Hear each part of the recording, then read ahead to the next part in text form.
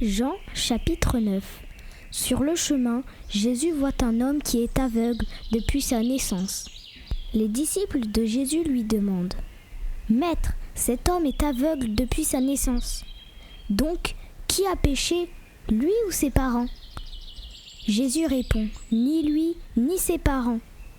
Mais puisqu'il est aveugle, on va reconnaître clairement que Dieu agit pour lui. Pendant le jour, nous devons accomplir le travail de celui qui m'a envoyé. La nuit arrive et personne ne pourra travailler. Pendant que je suis dans le monde, je suis la lumière du monde. » Après que Jésus a dit cela, il crache par terre. Avec sa salive, il fait de la boue.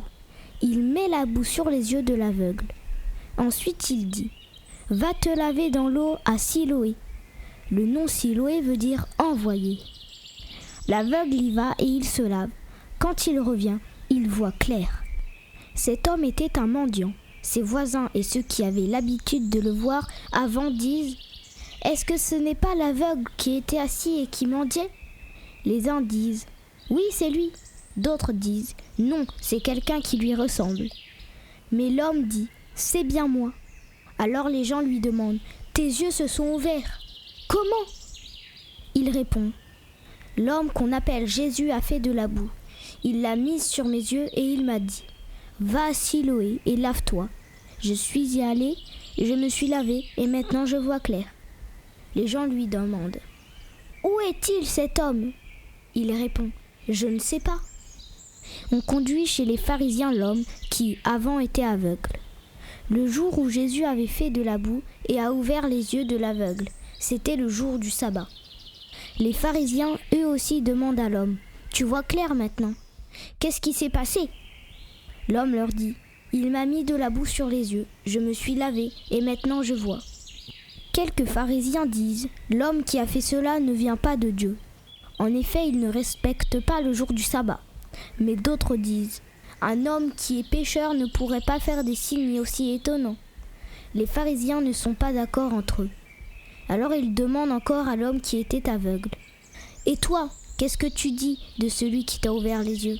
Il répond « C'est un prophète. » Mais les chefs juifs ne veulent pas croire que cet homme était aveugle et que maintenant il voit clair. C'est pourquoi ils font venir ses parents. Et ils leur demandent « Est-ce que cet homme est bien votre fils ? Vous dites qu'il est aveugle depuis sa naissance. Maintenant il voit. Qu'est-ce qui s'est donc passé ?» Les parents de l'homme répondent « Nous le savons, c'est bien notre fils. Il était aveugle depuis sa naissance. Maintenant, il voit clair.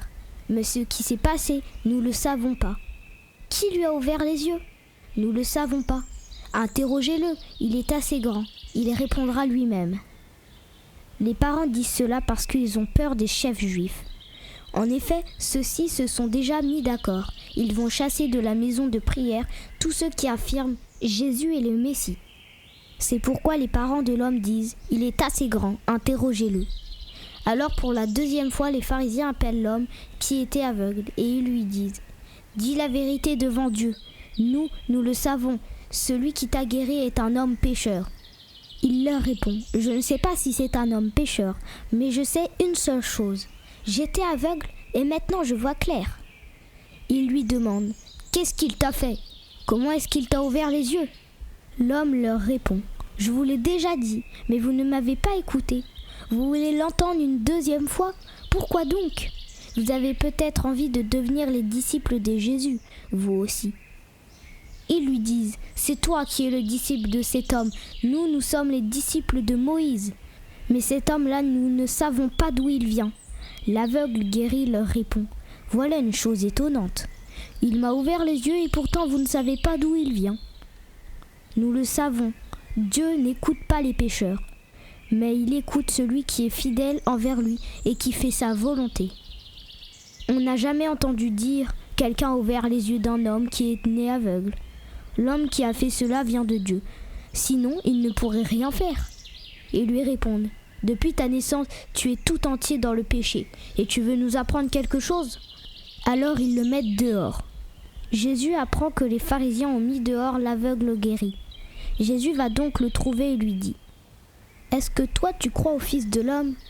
L'homme lui répond « Seigneur, Qui est-ce ? Je veux croire en lui.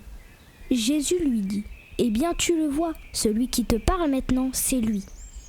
L'homme dit, Seigneur, je crois, et il se met à genoux devant Jésus.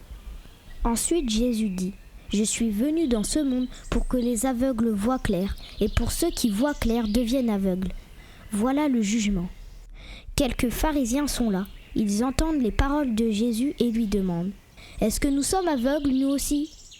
Jésus leur répond, si vous étiez aveugles, vous ne seriez pas pécheurs. Vous dites, nous voyons clair, c'est pourquoi vous restez des pécheurs.